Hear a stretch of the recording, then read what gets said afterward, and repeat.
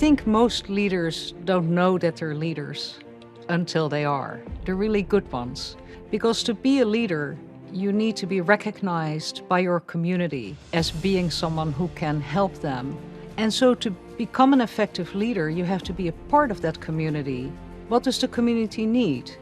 And of course, what is that community? And that doesn't make a difference whether it is a business, a faith community, a country, or even a people.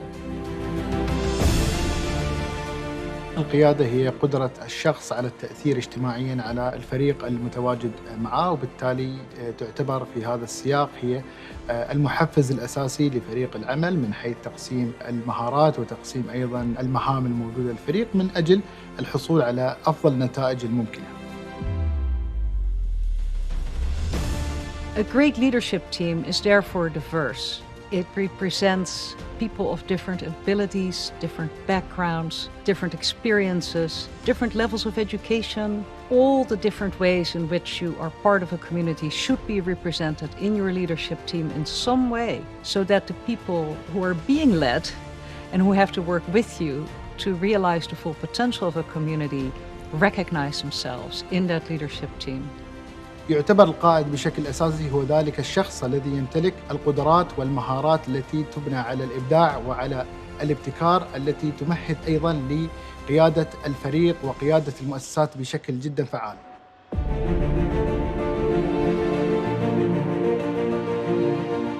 All people have it in themselves to be able to be leaders. And to be a future leader, you can also cultivate those qualities in yourself. And one of the most important ones is self-awareness, reflection on your own condition, checking in with yourself, and really figuring out whether some possibility or opportunity is the right one for you, and then mobilizing the resources to follow that opportunity. قصة قيام دولة الإمارات العربية المتحدة من أعظم القصص القيادية التي قامت على تغيير الواقع من عوامل سلبية إلى عوامل إيجابية ساعدت على تأسيس دولة الإمارات. إن أبرز ما يمثل التجربة الفريدة لقيادة الشيخ زايد رحمه الله هو اعتماده على الشخصية الكاريزمية التي جعلت لقراراته وقناعاته القبول في عقول وقلوب مواطنيه.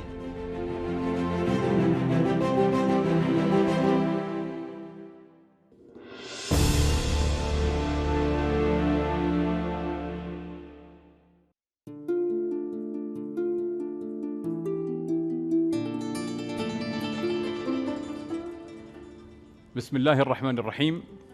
الفريق سمو الشيخ سيف بن زايد آل نهيان، نائب رئيس مجلس الوزراء وزير الداخلية، سمو الشيوخ أصحاب المعالي والسعادة، الضيوف الكرام، السلام عليكم ورحمة الله وبركاته. اسمحوا لي بداية بالتعريف عن نفسي. خالد ماي درميثي، مدير تطوير استراتيجية التعليم في ديوان الرئاسة. إنه لشرف لي اليوم أن أتولى مهمة إدارة الحوار في هذا المجلس الذي نقش رؤى ونشر دروساً وقصص نجاحات، واستفاض علماً اقتداءً باسم بانيه صاحب السمو الشيخ محمد بن زايد آل نهيان. هذا المجلس الذي جمع العقول وقدم الحلول، وها هنا اليوم نحن نجتمع فيه ونرحب بضيف جديد لهذا المجلس الكريم.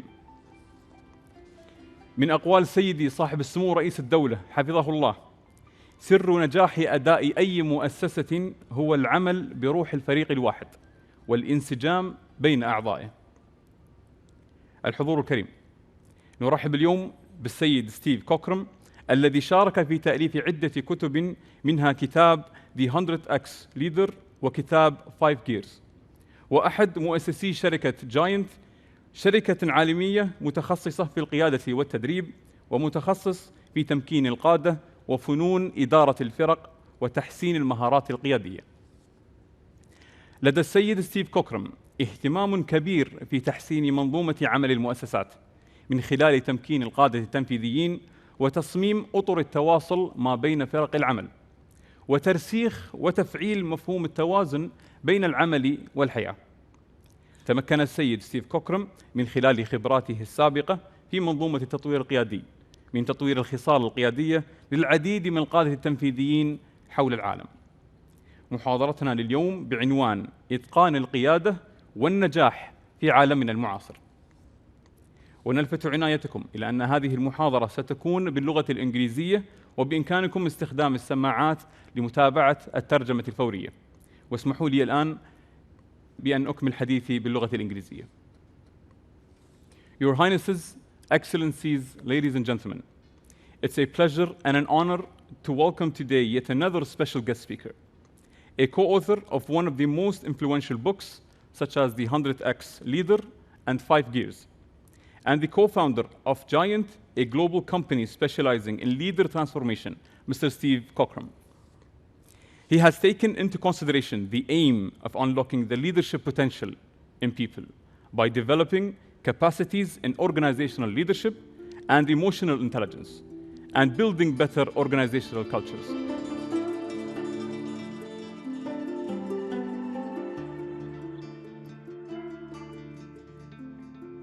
Well, good afternoon. Thank you so much for the invitation to be with you today. Thank you for the warmth of your hospitality. Thank you to all those who've taken time in the last few days to meet with Becky and I. So what the challenge for every speaker is to try and find a title that people might be interested in. And the question of what does it mean to lead and also to win in the world that we find ourselves in today is what I'd like to share a little bit with you over the next few minutes. And it's always encouraging when I'm talking to leaders that I really want to win. I love the dream of what you wish the Emirati states to be, and for anything that I'm able to share today that helps that would be a privilege. Now, by way of introduction, this journey began 10 years ago, almost to the day where my business partner and I, an American, moved his family over to the UK, and we spent a year together living in this big country estate. We had the East Wing, they had the West Wing, and we dreamed of what we'd most love to do with the next 20 years of our work, and we based it on a premise that proved to be true. We both loved history, and we kind of felt that we were in the middle of a massive cultural upheaval that happened roughly every 100, 200 years in sort of Western history, where there is a technological breakthrough that changes the world of work. And when the world of work changes, the skills of leadership invariably have to change with it. And being a bit of a historian, so you can see some pictures as well, they don't look like incredible technological breakthroughs to us today, but I promise you the printing press was an amazing moment in human evolution that led to the information age and the ability to read books in your own language, the things we take for granted today. We have James Barr and the rotary steam engine that, believe it or not, had 10 horsepower, but it led to a transformation of working practices as we moved from kind of towns to be able to be in bigger cities and the beginnings of the Industrial Revolution. And a gentleman called Tim Berners-Lee, who probably doesn't receive the recognition and the credit he should, and probably not the economic return either. In 1989, Tim Berners-Lee typed 3 letters and a dot and changed the trajectory of the world in which you and I are now called to lead. And we're at the very beginning, really, of what they're calling the digital age. Whenever there has been one of these moments in history in the past, there is almost always a dilemma that leaders face. Because on one hand, there is an entrepreneurial opportunity, because no one's been to this place before. And you watch in every moment in history, people who see the opportunity, who are not threatened and frightened by the fear of change, embrace the opportunity that the new technology brings. But on the other end of the continuum, there are those who are fearful of change, they're frightened of what it means for them, and they have a tendency to be fearful of it. And for you historians in the audience, you'll know that when the original books were printed, which led really, I guess, to the Reformation in Western Europe, many of those books were burnt, and so were those who wrote the first ones. And for those of you who remember your Industrial Revolution as you learnt it, there were many who were so threatened by the technological advance, they broke in and tried to destroy the factories.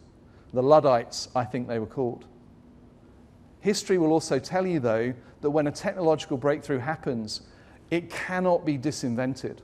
And so therefore we sit at the moment in history where there is an incredible entrepreneurial opportunity for those individuals, companies, organizations, nations that grasp the new opportunity. Don't lose the things from their past that are important, but embrace that change.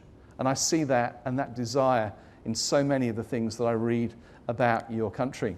Because the question often asked is, which organizations, which nations are not just going to survive this technological revolution?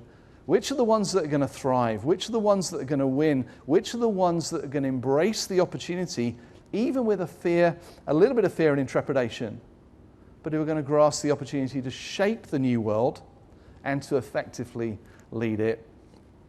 And what I wanted to do for you this afternoon was to share, hopefully, in an amusing visual way, the 3 challenges that I know every single one of you will have to deal with as we seek to lead into the world which is and is coming.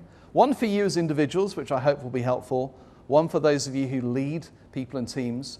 And perhaps also a final one for those of you who lead organizations and even nations. So the first one is this, and it's slightly more personal than most people realize. How do I, as a leader, stay emotionally, physically, intellectually healthy for the long term in a world now where work never stops? You remember in the industrial age, we used to go to work, we'd often punch in, we punched out. There were clear delineated boundaries between when we were at work and when we were at rest, when we were at play. Some of you may remember those first mobile phones. I had a briefcase. I thought I was particularly fashionable and cool, and we used to take it on holiday with us, but usually it just didn't work. But the reality is, in the world we live in today, the digital world never switches off. And you'll find that people by the side of swimming pools on vacations and holidays will still have laptops, they'll still have their iPhones or whatever it is they have with them. And one of the challenges that every leader has to face is, how do I maintain a level of health and performance over time? Because we are dealing with an epidemic in so many ways of ill health in our workplaces. People are mentally, physically exhausted. Well-being, which was never really a topic of conversation in the industrial age, is now front and center with many of the companies we work with. And tragically, the happiness index, how you track this, I've no idea, but apparently the happiness index of the world is diminishing at a time when they said the technological revolution should actually help us to be happier and healthier. And I love that part of your vision of the centennial future is linked to happiness, wholeness, family, all the things I think that we're tempted to lose when we get overwhelmed by the constant demand and treadmill of work.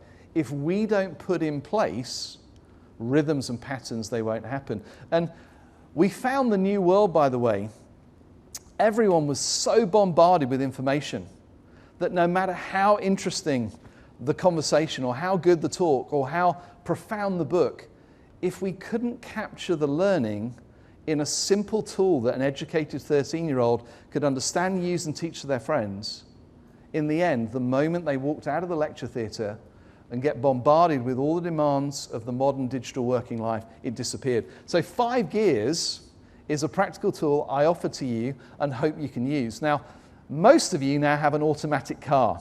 If you're lucky enough to have a Ferrari, you actually still have real gears. And if you imagine in a car, all the gears are useful.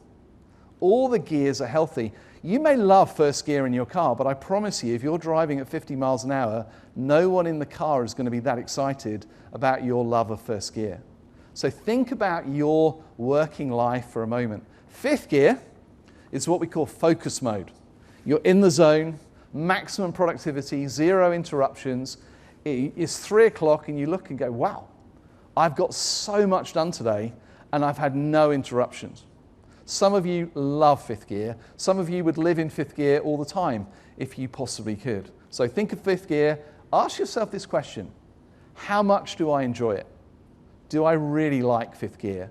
4th gear is what we call task mode. It's still work, it's still productivity, but it's more multitasking, spinning plates, meetings, calls, emails, writing, whatever it might be. It's more reactive than fifth gear, and it's probably where most of us spend a lot of our working day. And fourth gear, you can work hard all day, you get to the end of the day and you go, wow, I've worked hard all day, but I don't think I've really checked a lot off my list.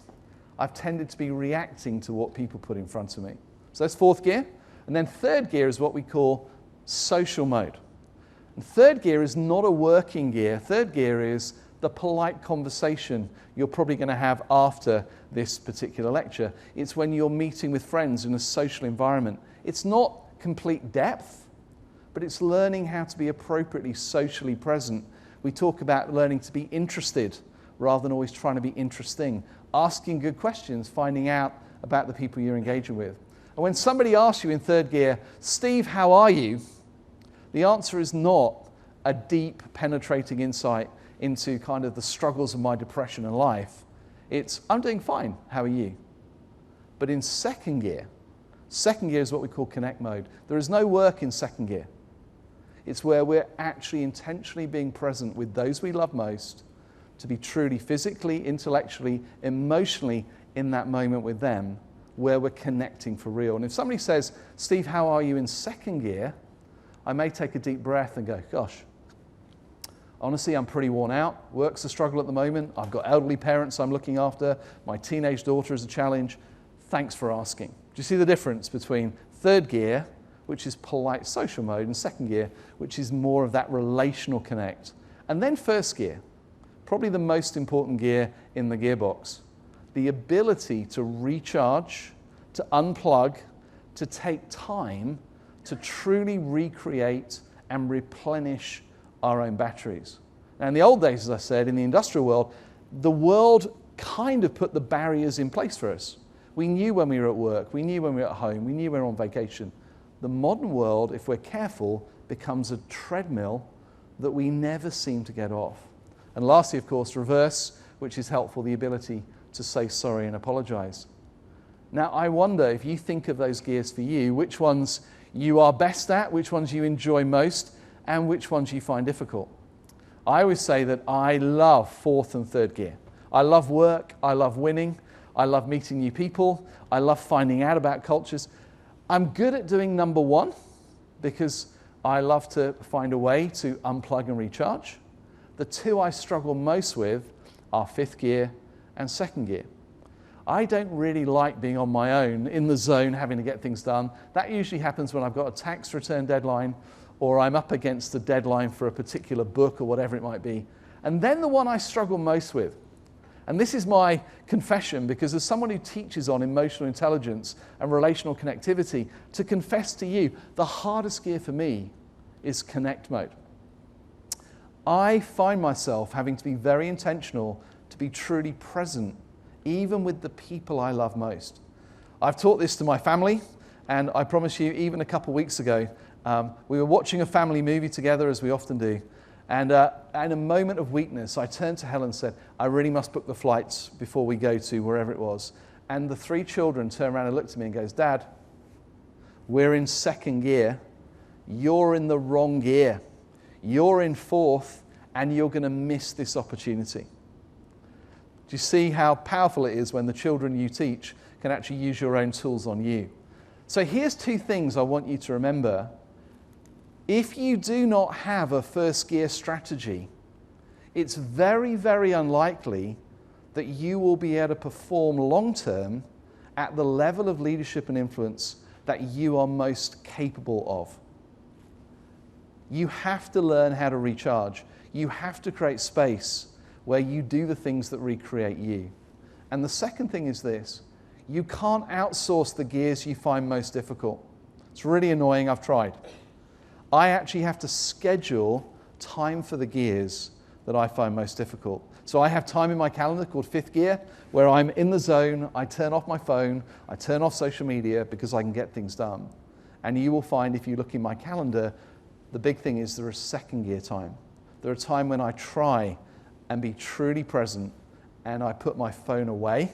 I have an addiction to mobile phone. I don't know whether any of you have that as well. I find I start to sweat if it's not near me, and that's probably an indication that I struggle to do those second gears. So that's the first one for leaders. It's not necessarily the one you thought I was going to share with you, but if you learn how to do first gear well and teach the people you lead to do it, you will be able to lead for the long term, because the world we live in today will just keep going.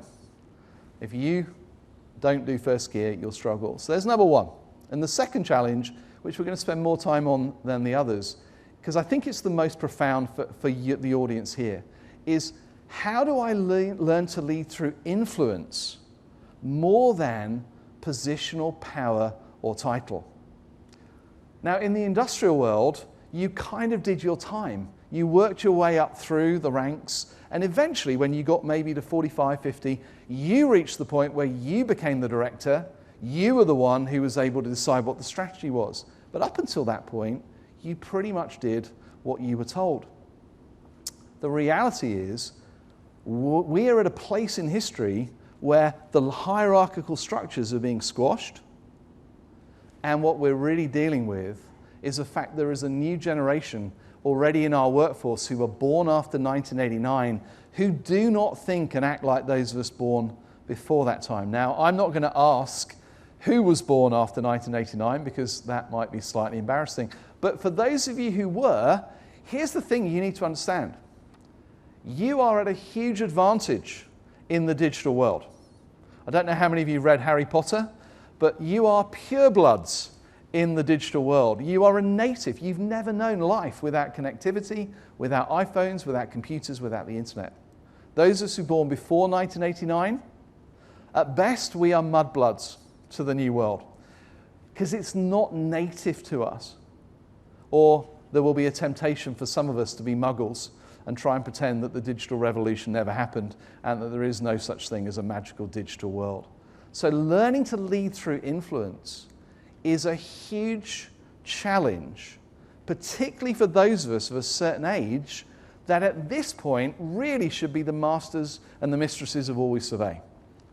Some of you will be like me and slightly miffed that we happen to be born at the wrong time in history when actually there are people who are far younger than me who are more talented than I am at actually facing the challenges that the digital world pose. Because the reality is this, the world in which we are living, the world in which our children will grow up in, is far too complex now for any one person to have all the answers. The ability to build high-performing teams, to harness the superpowers of all of the people, the diversity that was referenced in the introductory video, different ages, different genders, ethnicities, belief systems, ways of viewing the world, different personalities. Leaders are going to have to deal with what we call their own wall of self-preservation, because I and you do not have all the answers. And over the last 10 years, as we've worked with some of the, from the largest companies in the world like Google and Amazon, whatever it be, all the way down to small educational facilities, we've constantly benchmarked the performance of teams at the beginning of the engagement. And the reality is the average team in this system scored 59%. And that's the main reason being is that in the average team, in the average organization on the average day, 82% of people do not feel truly heard, valued, and appreciated.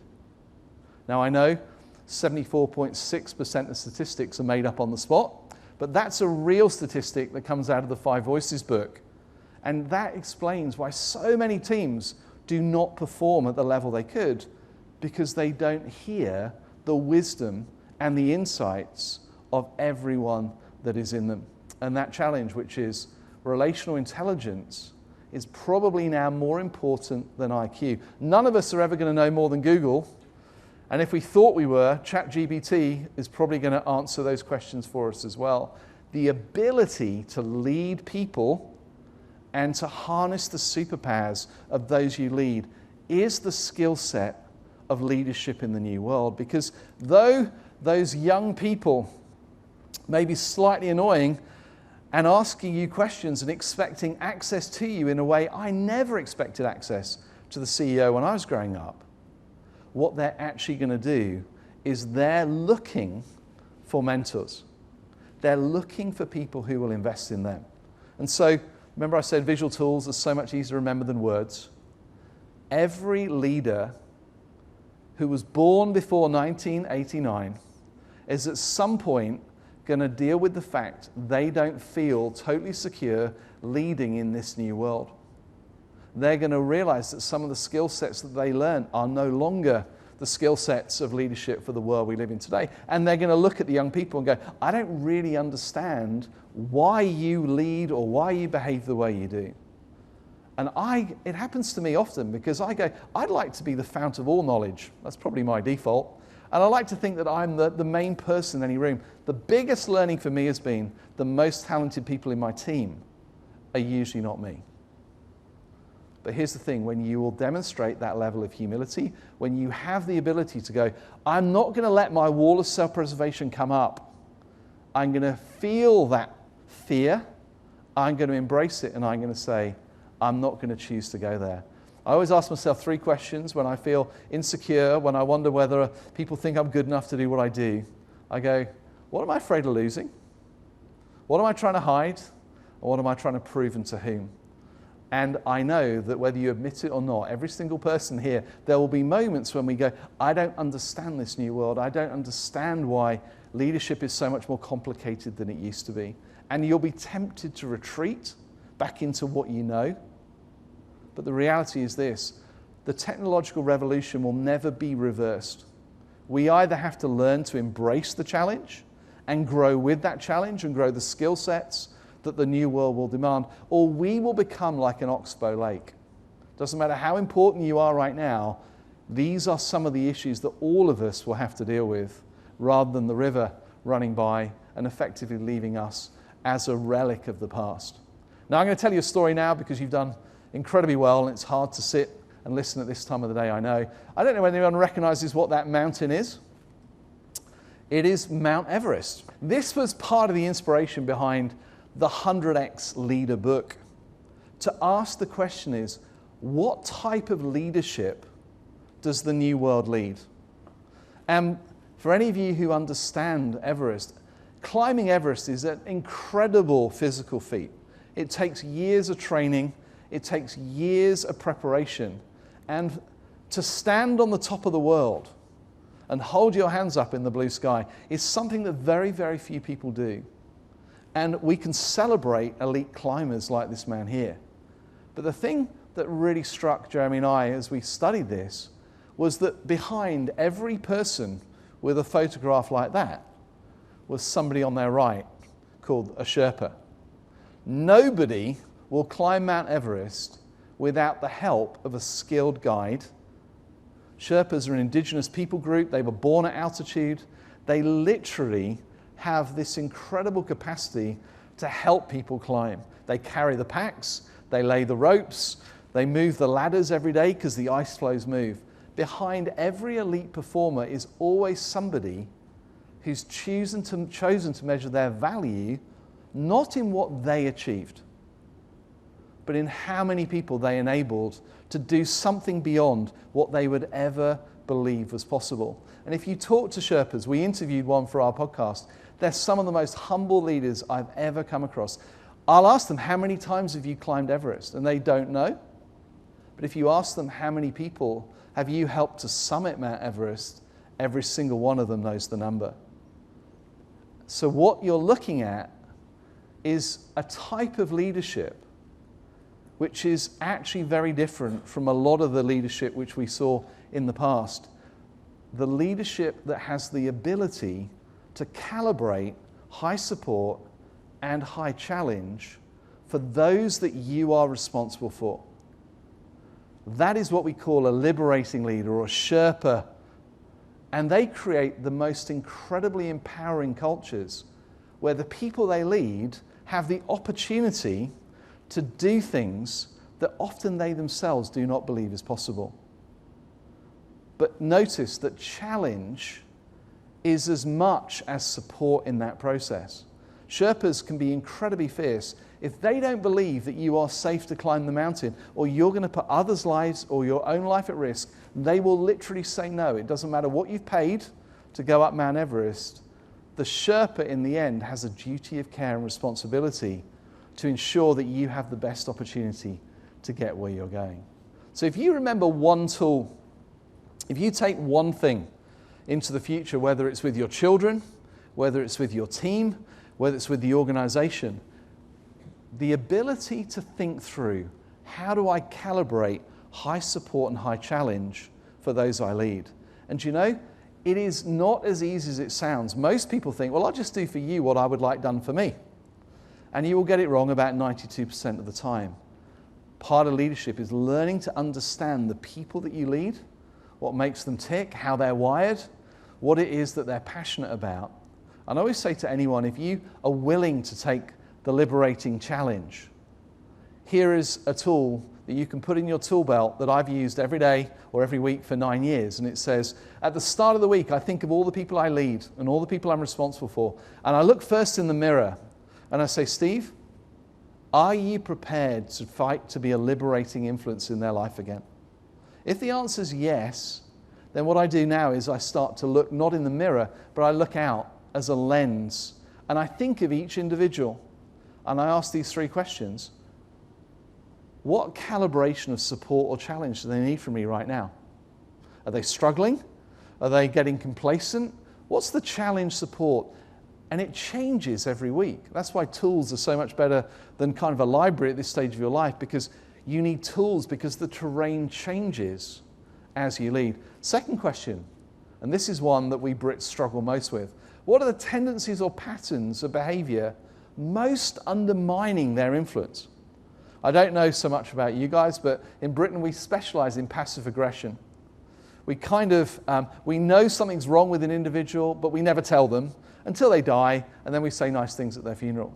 And part of being a liberating leader in people's lives is choosing to fight for their highest possible good, even if it's a challenge for you, to say, how do you think you showed up in that meeting yesterday?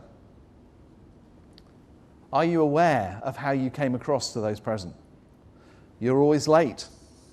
You always are too opinionated. You never bring your opinion forward. Whatever it might be, the liberating leader or the Sherpa is always fighting for the highest possible good. And every person I lead, they know exactly what we're working on because we work on one at a time.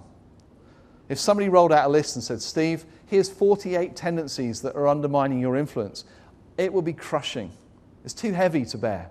But to have one thing at a time and to know that I've got a leader who's willing to work with me on that is huge. And then how do I help them get to the next level? How do I know enough about each person I lead to know what they have hope and dream for their life? In the digital world, it's unlikely they're going to work for you for 40 years, retire with the carriage clock and the pension. Most of them will stay for a few years. But in the world we live in today, your reputation and your influence goes with them, because in the digital world, what they leave on glass doors and what they leave on social media and what they say about you is the biggest brand ambassador as many ways for what you do. So there's a second one for you, and a little challenge. When you look in the mirror right now, all the tools are mirrors. How good are you as a Sherpa? So the first question is, how good are you at doing your job? How good are you as a climber? The things you usually get paid for and valued for. Stand on the mountain, put your hands up. How good are you at doing what you do? We're all called to be excellent at what we do. It's part of the challenge of growth. But interestingly, how good are we at leading others? How good are we at creating the environments where others thrive around us? The industrial world would have happily taken a 10-2. The digital world and the world we live in today, probably someone who is a 7-8 is more valuable to the organization, because if you're someone who's able to develop and grow leadership around you, you will leave a generational legacy. I often say, if you want a real challenge, for those of you who are already doing this and good at it, I ask myself, 100x to the power what in my lifetime? If I was able to create generational change and the people I invested in multiplied that life into someone else, who multiplied that life into someone else, and I did it 6 times, 100x to the power 6, then I believe what we leave then is not just a great memories, we begin to leave a legacy that changes history. So here's my last point for you. Remember I said as well that there's a challenge for you as an individual, your first gear, and there's a challenge for those of us who lead people and lead teams. How do we do that well? But some of you lead organizations. Some of you even lead nations. And when people always ask, Steve, how do we build a culture that actually can attract and retain the very best talent for the long term? How do we win for the long term? How would we do that? Well, the reality is this: the world we live in today, people are able to work anywhere. We're not confined by the geography of where we were born or even where we can work. And fundamentally, the ability to build a winning culture is, I believe, both the challenge and the opportunity that many of us have the opportunity to do. And I often say again, if it can be visual, it's much easier to remember. The first thing any organization has to do is it has to learn what it does and how it does it well. If you're making students, then do it brilliantly. If you're making Coca-Cola, then make it wonderfully. If you're making whatever it is in your business or your organization, learn how to deliver your operating model. That's very rarely the challenge that most organizations deal with. The real challenge is, for the new world, how do you build a leadership culture and a leadership model that everyone is able to buy into?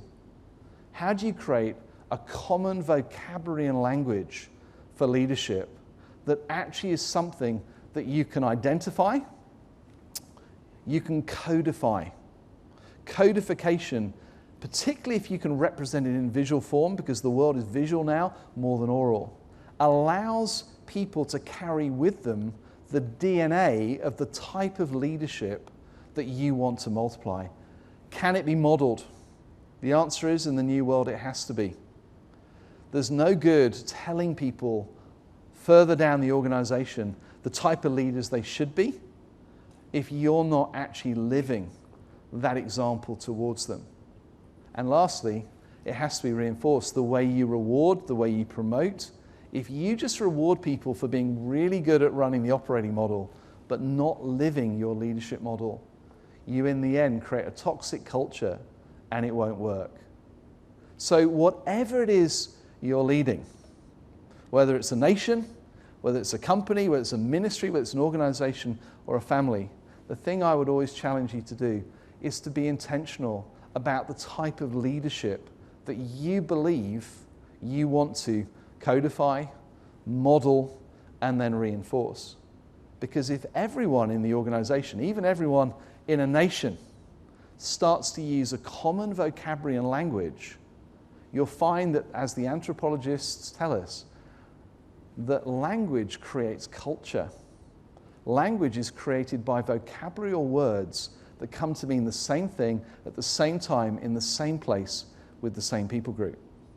And we found then common vocabulary expressed in visual tools creates an objective language which allows language to be defined across companies the world over, and they begin to build a leadership model that everybody wants to work for. Everyone wants to be part of a winning culture, but a liberating culture is more than do we do our job well. A liberating culture is where we model, as the senior leaders, the type of life and the type of leadership that we want others to follow. So, creating a healthy culture, you have to be intentional. And I hope that's helpful for you. I'm sure there's so much more that could be said, but the idea being of saying you have to do the work yourself. You have to be healthy emotionally, physically, and intellectually, and you have to be intentional in how you do that, particularly those of us who are addicted to work and find it very, very hard to ever switch off and be present. You have to learn to lead through influence. You have to deal with your own self-preservation and the fears, particularly for those of us of a certain age, that the new world seems alien and threatening. It's not. It can be embraced, and actually the younger generation are crying out for role models and liberating leaders who will be Sherpas to them. And lastly, you have to codify your leadership model, and you have to reinforce it. You have to model it, because in the world we live in today, people are looking for Are you living what you teach? Is there authenticity between what you say you are and what you actually do? I hope that was helpful, and I hope there's things in there you can take with you.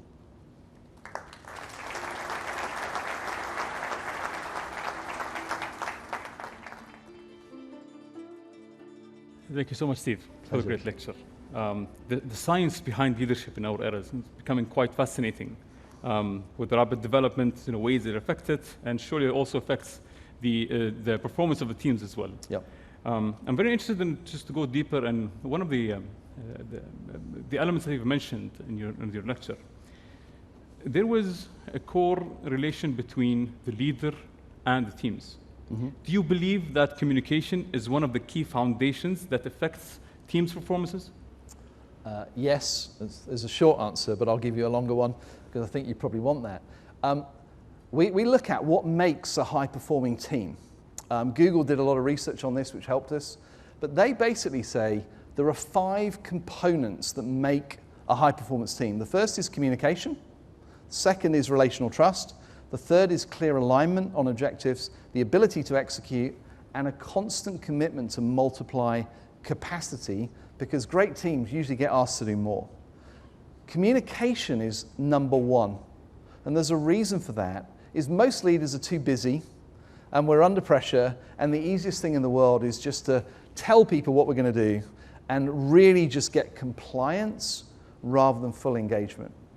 So communication is, I believe, the point at which you look round the room at your team and you ask the question is, does every person in this team feel truly heard, valued, and appreciated? Do I know the superpowers that they bring, the insights, the expertise, the wisdom, and am I prepared as the leader to create an environment where every person is able to share their best? Now, Google found 2 things in common with the highest performing teams, both of which are a deep challenge to me. One is the highest performing teams, each person spoke for roughly an equal amount of time in team meetings across a year.